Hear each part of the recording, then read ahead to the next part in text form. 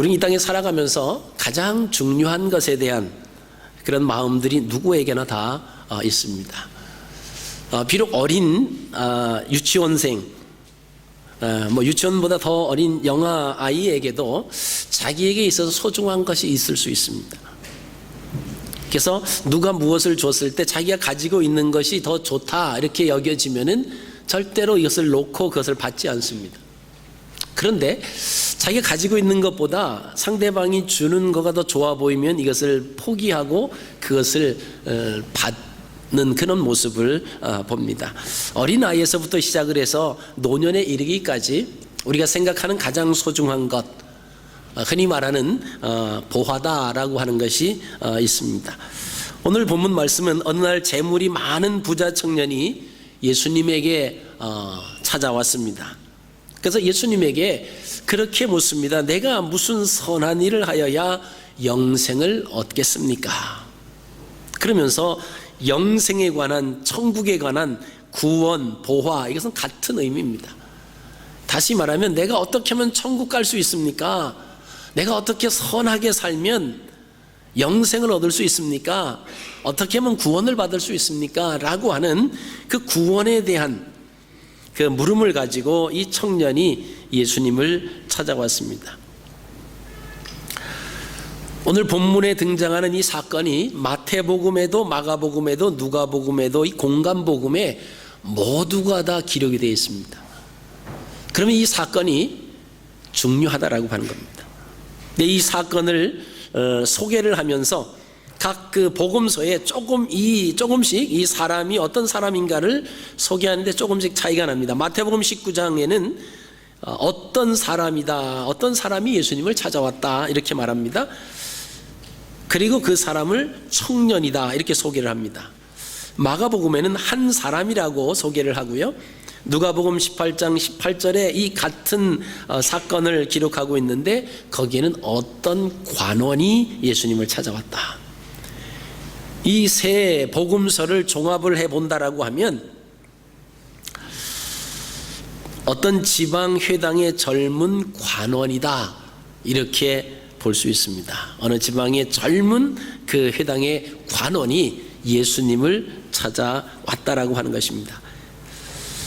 근데 오늘 예수님을 찾아온 이 청년에게는 두 가지의 근심이 있었습니다. 첫 번째 근심은 뭐냐면 영생에 대한 근심이었습니다. 두 번째는 재물, 그 독자에 대한 근심, 영생에 대한 근심도 있었고 이 재물에 대한 근심도 가지고 있었던 이 두 가지 근심거리를 가지고 있었다라고 하는 것입니다. 어쩌면 이것은 오늘날 우리 모두의 고민인지도 모르겠습니다. 자, 그러기에 이 젊은 관원의 일은 결코 다른 사람의 일이 아니다라고 하는 것입니다. 오늘 말씀을 보니까 이 젊은 관원이 예수님에게 찾아왔습니다. 그 당시에 예수님을 찾아오는 바리새인들 중에는 예수님의 말씀에 순종하기 위해서 그 말씀을 듣고 그 말씀을 따라서 변화된 삶을 살기 위해서 오는 사람들이 아니라 예수님을 흠잡기 위해서, 예수님의 말의 실수라든가 어떤 율법에 대한 좀 잘못된 부분들이 있나 하고 그것을 발견하기 위해서 눈에 불을 켜고 예수님을 쫓아다녔던 그런 바리새파 사람들이 있었습니다. 이 관원들이라고 하는 것은 대부분의 출신이 바리새파 출신이었다라고 하는 것이죠. 근데 오늘 예수님에게 찾아온 이 젊은 관원은 예수님을 시험하기 위해서, 예수님을 책잡기 위해서 다가온 사람은 아니다라고 하는 것을 우리가 본문 말씀을 통해서 발견을 할 수 있습니다. 예수님에게 달려와서 무릎을 꿇고 앉아서 예수님에게 묻습니다. 꿇어 앉았다라고 하는 것은, 히브리인들에게 무릎을 꿇는다라고 하는 것은 상대방을 존경한다라고 하는 의미가 있습니다. 그리고는 나를 불쌍히 여겨주셔서 내가 묻는 말에, 내가 요청하는 것에 좀 응해 주십시오 라고 하는 그런 의미가 잡혀져 있습니다. 그렇기 때문에 이 젊은 관원은 예수님을 책잡기 위해서 온 사람은 적어도 아니었다라고 하는 것입니다. 이 젊은 관원의 고민이 아까 말씀드린 것처럼 첫째, 영생에 대한 고민이었습니다. 17절에 그렇게 말합니다. 선한 선생님이여 내가 무엇을 하여야 영생을 얻으리까? 예수님 앞에 달려와서 무릎을 꿇고 앉아서 예수님을 바라다 보면서 선한 선생님이여 내가 무엇을 하여야 영생을 얻으리까? 그 18절에 예수님의 대답이 내가 어찌하여 나를 선하다 일컫느냐? 하나님 한 분 외에는 선한 이가 없느니라. 자, 예수님께서 하나님 한 분 외에는 선한 이가 없느니라 라고 하는 말씀은 그러면 예수님 자신도 선하지 않다라고 오해할 수도 있습니다. 근데 그런 의미로 말씀하신 것은 아니에요. 왜냐하면 지금 예수님께서 이 관원에게 이런 말씀을 왜 하셨는가 하면 이 젊은 관원의 그 질문 내용을 보면 내가 무엇을 하여야 영생을 얻으리까? 이렇게 질문합니다. 그러면서 그 앞에는 선한 선생님이여 이렇게 예수님을 불렀습니다. 그러면 이 젊은 이 청년 이 관원의 마음속에는 예수님께서는 선한 일을 많이 하셨기 때문에 영생을 얻으신 분이신데 그렇다라고 하면 나는 어떤 선한 일을 해야만 영생을 얻을 수 있습니까? 이렇게 질문을 우리가 볼 수 있다라고 하는 거예요. 예수님은 그 마음을 아셨습니다. 그래서 선한 분 하나님 이외에는 선한 분이 없다. 내가 선한 일을 해서 하나님의 나라의 구원을 얻는 그 영생을 선포하는 것이 아니다라고 하는 것을 그 젊은 관원에게 말을 하고 계시는 겁니다. 이 부자 관원은 예수님께서도 스스로 율법을 잘 지키셔서 행함으로 선을 행함으로 영생을 얻었다 이렇게 생각했다라고 하는 것입니다. 그래서 나도 당신처럼 선한 사람이 되도록 가르쳐 주십시오. 이런 마음으로 예수님에게 지금 질문을 던졌다라고 하는 것입니다. 그래서 이 부자 간원은 율법을 잘 지키면 선하여 영생을 얻으려는 생각을 하고 있었기 때문에 예수님께서 그런 답을 해주셨습니다. 예수님께서 그에게 죄인임을 알게 하기 위해서 율법을 말씀하십니다. 19절에 내가 계명을 안 하니 살인하지 말라, 간음하지 말라, 도적질하지 말라, 거짓 증거하지 말라, 속여 취하지 말라, 내 부모를 공경하라 하였느니라.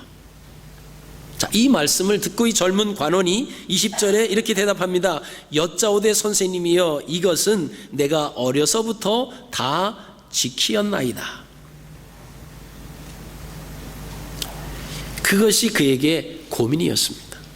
지금까지 이것을 다 지켰는데 왜 자신에게 영생의 확신이 없느냐라고 하는 겁니다. 그 율법을 다 지켰는데 자신 마음속에 내가 구원받은 하나님의 자녀가 된 영생을 얻은 그런 기쁨과 그런 확신이 없다라고 하는 거죠.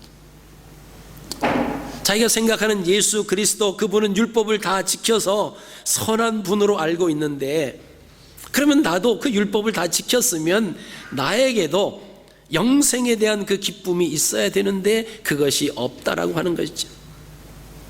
그래서 예수님을 찾아왔습니다. 예수님께서 19절 말씀 중에 속여 취하지 말라 이 말씀을 하십니다. 그때 내가 어려서부터 다 지켰습니다 이렇게 말하는 것을 봐서 이 젊은 관원은 다른 사람을 속여 취하는 것은 하지 않았던 이렇게 율법을 잘 지켰지만 믿음으로 구원 얻는 진리는 알지 못한 거예요. 뭔가 행위로 뭔가 얻을 수 있는 것 같은데 거기에 대한 확실한 답이 자기에게 오지 않았다라고 하는 것입니다. 두 번째 이 젊은 관원에게 고민이 뭐냐면 재물에 대한 고민입니다. 예수님께서 그에게 마지막 제10계명인 재물을 탐하지 말라는 말씀을 하십니다. 그리고 21절에 보면 예수님께서 그를 보시고 사랑하사 가라사대 내가 오히려 한 가지 부족한 것이 있다. 그것은 뭐냐면 가서 내 있는 것을 다 팔아 가난한 자들을 주라. 그리하면 하늘에서 보화가 내게 있으리라. 그리고 와서 나를 쫓으라 하시니. 내가 가진 재물을 욕심내지 말고 다 팔아 가난한 자들에게 주라는 말씀에 슬픈 기색을 띠고 근심하며 갔다고 성경은 기록하고 있습니다. 이 부자 가난은 재물이 많았습니다. 부자 가난은 10계명 중 사람과의 계명인 제5계명부터 제10계명까지 다 지켰는데 물질에는 약했다라고 하는 것입니다. 그러고 보니까 지금껏 영생을 얻기 위해서 모든 수고했는데 돈이 들어가지 않는 수고만 했다라고 하는 거예요. 우리가 19절 말씀을 다시 보시면요, 제6계명인 살인하지 말라, 제7계명 간음하지 말라, 제8계명 도적질하지 말라, 제9계명 거짓 증거하지 말라, 제5계명 내 부모를 공경하라. 근데 계명이 없는 것이 있어요. 예수님 말씀하신 것 중에서 그것이 뭐냐면 속여 취하지 말라. 이는 관원의 신분으로 부정을 염두에 두고 예수님께서 하셨는데, 이 부자 간원은 지금까지 자신이 돈 안 들이고 할 수 있는 모든 인내와 육체적 노력에만 투자했다라고 하는 것입니다. 이런 사람에게 예수님께서 말씀을 하십니다. 21절에 예수께서 그를 보시고 사랑하사, 그렇죠, 영생을 얻기 위해서 막 몸부림치고 있는 거예요. 하나님이 말씀해 주신 그 율법, 그 범하지 않으려고 열심히 삽니다. 또 관원의 위치에서 얼마든지 속여서 취할 수 있는 그런 상황이 놓여 있을 수도 있지만은 그것도 안 했어요. 어떻게 보면 아주 깨끗한 그런 관원이라고 우리가 볼 수가 있습니다. 예수님께서 그렇게 말씀하십니다. 내게 오히려 한 가지 부족한 것이 있다.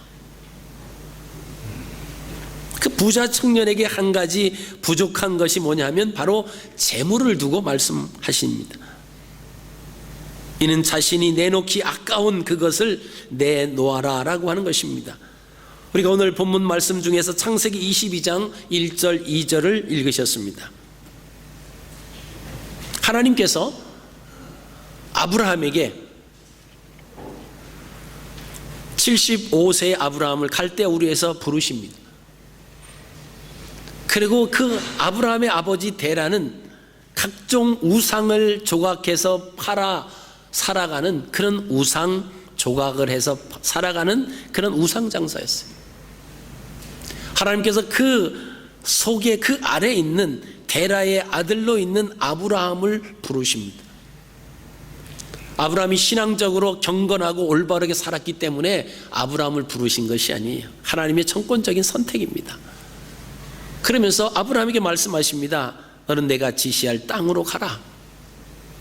그리하면, 하나님 말씀에 순종하면 내가 네게 자녀를 주어서 그 자녀를 창대케 하는데 하늘의 뭇별과 같이 바닷가의 모래알과 같이 그렇게 너희 후손을 창대케 하리라.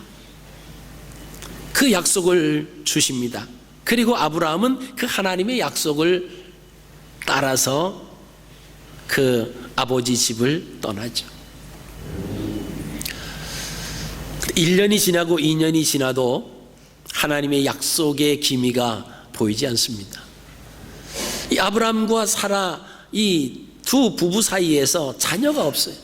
뭐 자녀가 태어나야 후손이 하늘의 뭇별같이 바닷가의 모래알같이 생길 것인데 자녀가 통 생기지 않습니다. 무려 기다린 것이 25년 만에 하나님께서 아들을 주셨습니다. 그 아들이 이삭이에요.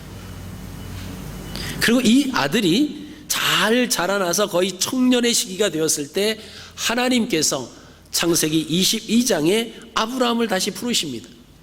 그래서 아브라함이 그렇게 말씀하시는 거, 내 사랑하는 독자 이삭을 내가 지시하는 한 산에 가서 번제로 드려라. 아브라함에게 있어서 이삭이라고 하는 것은 눈에 넣어도 아프지 않는, 이 얼마 만에 얻은 아들입니까? 75세의 그 약속을 받고는 100세가 되어서 얻은 아들이에요. 그래서 이 아들이 무럭무럭 잘 자라서 이제 청년이 됐는데 그 아들을 죽여서 번제로 드리라라고 하는 그 하나님의 말씀 앞에 어떻게 보면은 이 이삭은 아브라함에게 있어서 가장 소중한 거라고 볼 수가 있습니다. 하나님은 내 아들 독자 이삭을 바쳐라. 성경에서 이 세 번 이렇게 똑같은 사물을 나열하는 것 중에서 그 초점은 뭐냐면 가운데 있는 것을 강조하는 겁니다. 내 사랑하는 아들 독자 이삭. 아들이나 독자나 이삭이나 같은 사람을 말하죠. 그럼 하나님께서 아브라함에게 말씀하셨던 것은 무엇을 바치라고 하면은 독자를 바치라고 하는 거예요. 이 독자라고 하는 것은 하나밖에 없는 내가 가장 소중하게 여기는 그것을 바쳐라 라고 하는 말씀입니다. 이 부자 젊은 관원에게 예수님께서 말씀하신 것은 이 젊은 관원에게 내 독자를 바쳐라 이 말씀이에요. 이 젊은 관원에게 있는 독자는 뭐냐면 재물이었습니다.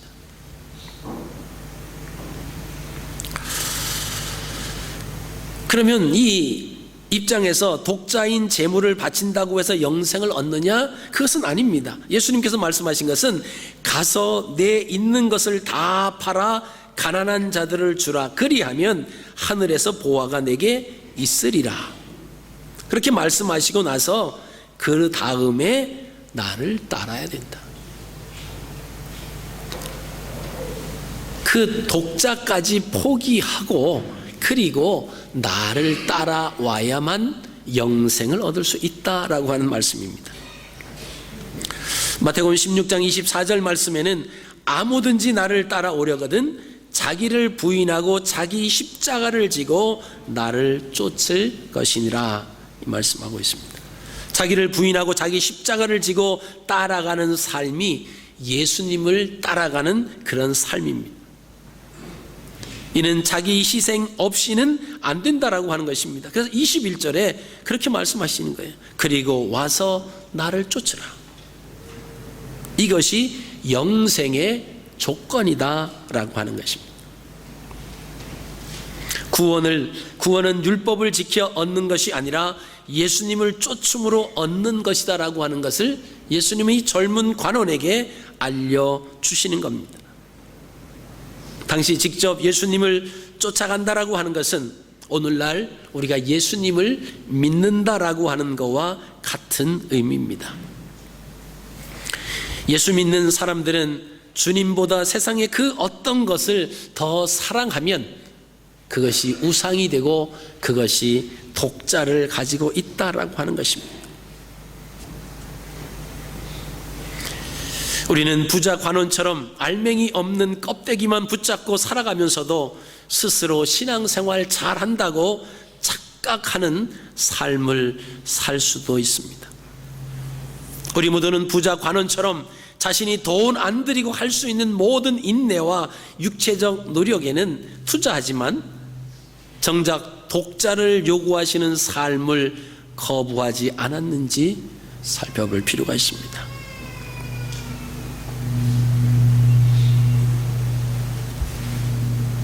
창세기 22장 16절에서 18절에 있는 말씀에는 여호와께서 이르시기를 내가 나를 가르쳐 맹세하노니 내가 이같이 행하여 내 아들 내 독자를 아끼지 아니하였은즉 내가 내게 큰 복을 주고 내 씨로 크게 성하여 하늘의 별과 같고 바닷가의 모래와 같게 하리니 내 씨가 그 대적의 문을 얻으리라. 또 내 씨로 말미암아 천하 만민이 복을 얻으리니 이는 내가 나의 말을 준행하였음이니라 하셨다 하니라.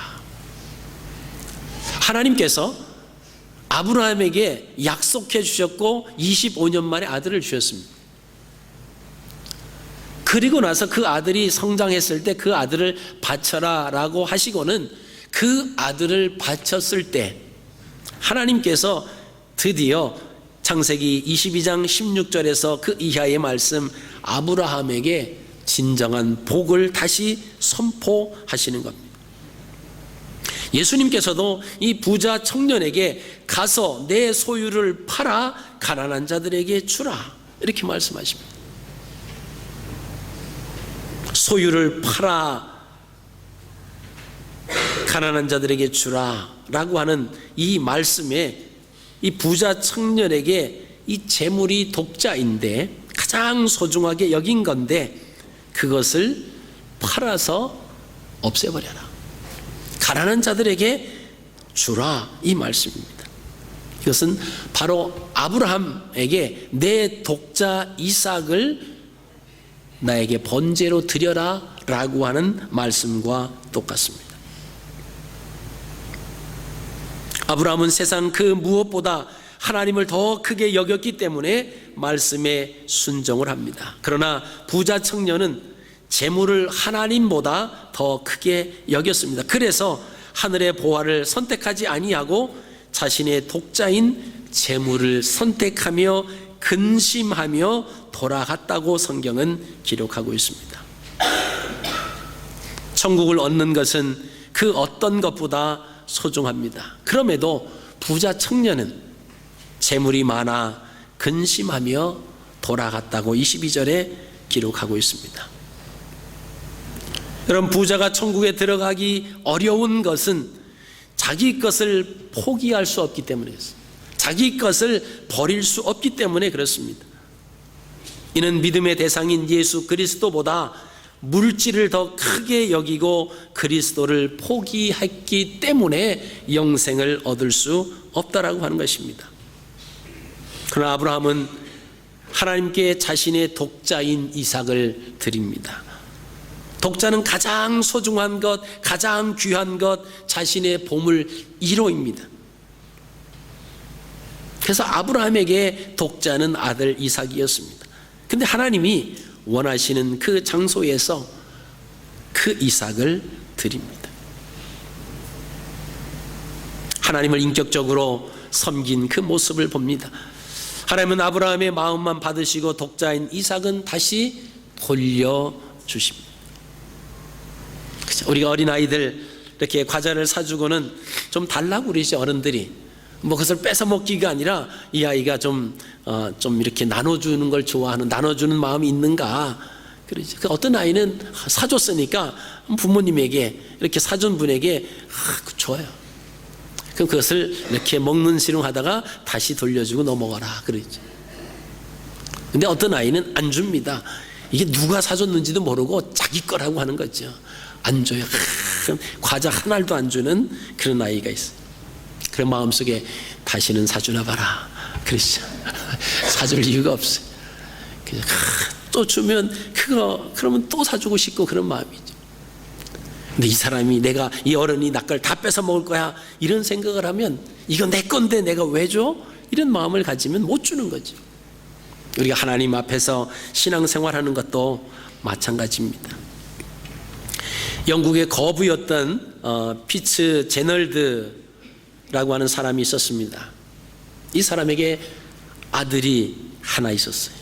하나뿐인 자식 잘 키웠습니다. 근데 이 아들이 10살이 갓 넘어갔을 때에 아내가 죽습니다. 상심이 너무 컸습니다. 그래서 이 피츠 제널드는 아들에게 더 정성을 쏟아서 아들을 잘 키웁니다. 근데 어느 정도 시간이 지났는데 애석하게도 이 아들마저 병을 앓다가 20살이 되기 전에 죽고 맙니다. 이제 홀로 됐어요. 피츠 제널드는 그 슬픈 마음을 달래기 위해서 그 거장들의 예술 작품을 수집하는 그런 취미를 붙여서 예술 작품을 모으면서 살아왔습니다. 세월이 흘렀습니다. 이제 피츠 제널드도 병으로 죽게 되는데 세상을 떠나기 전에 그의 유언장에 재산을 어떻게 처분할 것인가를 밝혀둡니다. 그는 자신이 모든 소장품을 경매로 내놓으라고 지시를 합니다. 이 수백만 파운드에 달하는 소장품들은 양적으로나 질적으로나 모두 대단한 것들이었습니다. 이 사려는 사람들이 막 구름대와 같이 예술을 하는 사람들이 몰려들었습니다. 예술품은 경매 전에 관람할 수 있도록 전시가 되었습니다. 근데 그 중에서 별로 눈에 띄지 않는 그림 한 장이 있었습니다. 그것은 지방의 무명 화가가 피츠제널드의 그 외아들을 그린 내 사랑하는 아들이라고 하는 제목이 붙여져 있었습니다. 다른 그림들하고 보기에는 전혀 값어치가 나가지 않는 그런 그림이었습니다. 근데 제일 먼저 경매로 붙여진 그 그림이 뭐냐면 바로 이 내 사랑하는 아들이라고 하는 별 볼 일 없는 그림 한 장을 그 경매하는 사람이 지켜들었습니다. 자, 이 그림을 사실 뿐 어느 누구도 베팅을 안 합니다. 왜요? 그거 이름도 없는 무명 화가일 뿐만이 아니라 그림의 값어치도 별로 없어 보이기 때문에 그것을 사겠다는 사람이 한 사람도 없습니다. 유명한 화가들의 작품에만 관심들을 가지고 있었습니다. 그럴 때 그 뒷자리에서 앉아있던 초라한 모습의 한 노인이 손을 들더니 제가 그 그림을 사면 안 되겠습니까? 이렇게 했어요. 근데 그 할머니는 그 피츠제널드의 아들을 어릴 때부터 돌아보았던 늙은 하인이었습니다. 그는 자신이 가지고 있는 돈을 털어서 그 그림을 샀습니다. 주인 밑에서 평생을 있었는데 그 주인이 그 아들을 그렇게 사랑하는 마음으로 무명화가 그려진 그 그림을 아꼈던, 그러나 그 그림은 별로 값어치가 없는 그림이었습니다. 그런데 그 순간 이 경매를 하는 변호사가 이제 경매가 끝났습니다 하고 경매를 중지시켰습니다. 다른 사람들이 막 눈이 휘둥그레졌어요. 아니, 그림 한 장만 팔고 경매가 끝나다니 무슨 말이냐. 그때 이 변호사가 피츠제널드의 유언장을 읽었습니다. 누구든지 내 아들의 그림을 사는 사람이 모든 소장품을 가질 것입니다. 이 그림을 선택한다면 그는 가장 소중한 것이 무엇인지 아는 사람이니 모든 것을 가질 충분한 자격이 있습니다.